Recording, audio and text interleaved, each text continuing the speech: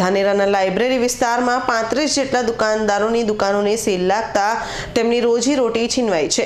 ત્યારે આ દુકાનદારો પોતાની જ દુકાનના ઓટલા પર ધંધો કરવા મજબૂર બન્યા છે અને સરકાર પાસે અશ્રુભીની આંખે દુકાનને ખોલવા રજૂઆત પણ કરી છે। વેપારીઓની રોજીરોટી છીનવાઈ જતા વેપારીઓ ભારે મુશ્કેલીનો સામનો કરી રહ્યા છે અને પોતાનું ઘર ગુજરાન ચલાવવું પણ ખૂબ જ મુશ્કેલ બન્યું છે। ત્યારે તંત્ર પણ આવા વેપારીઓની મુશ્કેલી સમજે અને દુકાનોનું સીલ ખોલે તેવી લોક માંગ ઉઠી રહી છે। ત્યારે સરકાર દ્વારા લાઇબ્રેરી વિસ્તારની જગ્યાએ એક સંસ્થાને લાઇબ્રેરી બનાવવા માટે જગ્યા ફાળવવામાં આવી હતી, પરંતુ આ સંસ્થાના સંચાલકો દ્વારા લાઇબ્રેરીની આજુબાજુ દુકાનો બનાવી દુકાન ખૂબ જ ઊંચા ભાવે લોકોને પધરાવી દીધી હતી અને તે બાદ આ લોકો પાસેથી પાઘડી સિસ્ટમથી ભાડું પણ વસૂલ્યું હતું।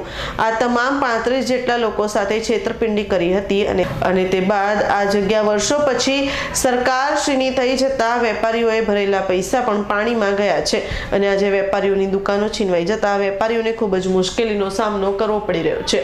ત્યારે ત્યાંના લોકો માંગ કરી રહ્યા છે કે વેપારીઓ સાથે છેતરપિંડી કરનાર ટ્રસ્ટીઓને જેલ ભેગા કરવા જોઈએ અને આ વેપારીઓની ફરી રોજીરોટી મળે તે માટે સરકારના ધારાધોરણ મુજબ આ દુકાનોને સીલ ખોલી વેપારીઓની વારે આવે તેવી લોક માંગ ઉઠી રહી છે। બોલો સર, સરકારને મારી હાથ જોડીને વિનંતી છે કે જે લાઇબ્રેરીની આજુબાજુમાં આવેલી 30 થી 35 દુકાન મજૂરી કરીને જે રોજીરોટી છીનવતા હતા, રોજીરોટી જે મેળવતા હતા એ સરકારે સરકાર કરી ને બધાને રખડતા કર્યા है, બધાને રોડ ઉપર લાયા है। નાના બાળકો ભૂલકાઓ એ બેકાર બની ગયા છે। તો સરકારને મારી નરમ વિનંતી છે કે અમારી સામે જોઈ સરકાર મા બાપ છે અમારી, દયા કરીને અમારી જે દુકાને બંધ પડી है એ ખોલવા નરમ વિનંતી છે।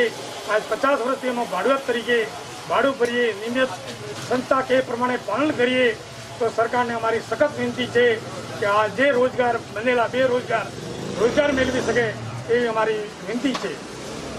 હલો, સરકારને નરમ વિનંતી છે કે અમે આટલા પાઘડી આલી અને અમે આટલા વર્ષથી બેઠા અને અમારી રોજીરોટી છીનવાઈ ગઈ છે। તો સરકારને નરમ વિનંતી કે અમારું તાત્કાલિક નિર્ણય લે એવી સરકારને અપીલ છે। સુરેશ ગલચરનો રિપોર્ટ, બનાસકાંઠા।